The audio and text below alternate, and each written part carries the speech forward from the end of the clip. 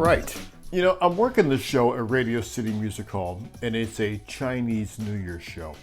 Done a bunch of Chinese shows around the city because, New York City happens to be a lot of Chinese people. At that time, I lived in what they call Chinatown, so I was familiar with the culture.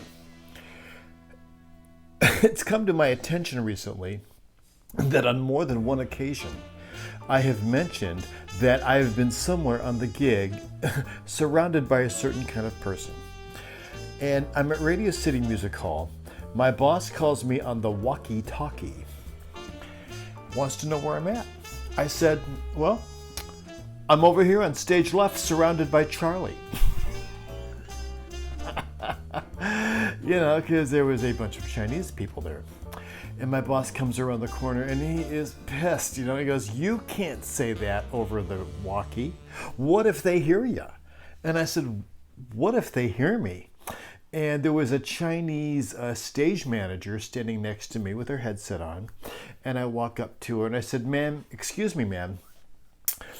Me and my boss, we're looking for our gooks. Have you seen any of our gooks? We keep them with the zips over by the slopes. Have you seen any of the gooks?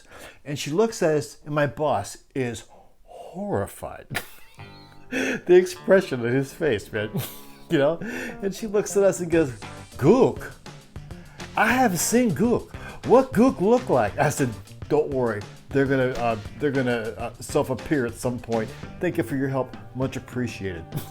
And I said, listen, Tom, these people do not learn about their history and their culture from a Sylvester Stallone movie.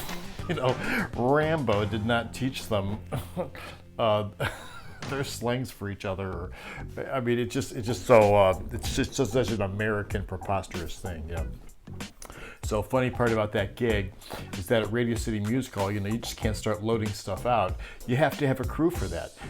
So I'm standing stage left, and the entire Chinese production staff are all having this conversation, how they're going to hide in the building.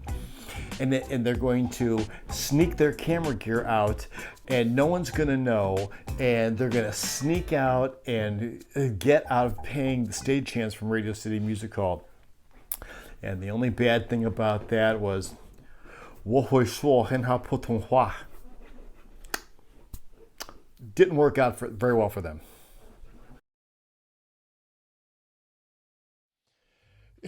So what did we learn here? We learned that you don't judge people by how they look. I'm not judging them by how they look, and they made the mistake by judging me by how I looked.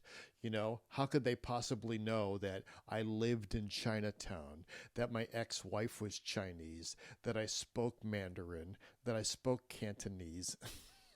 And that I clearly understood what they were saying, and they made a foolish error, and it cost them the humiliation of having to fess up to it, which was kind of shitty and awkward, but it is what it is. And I'm just saying that about that. The only thing you can judge by its cover is my book. Post that, people. Just treat everyone the same, open and honest.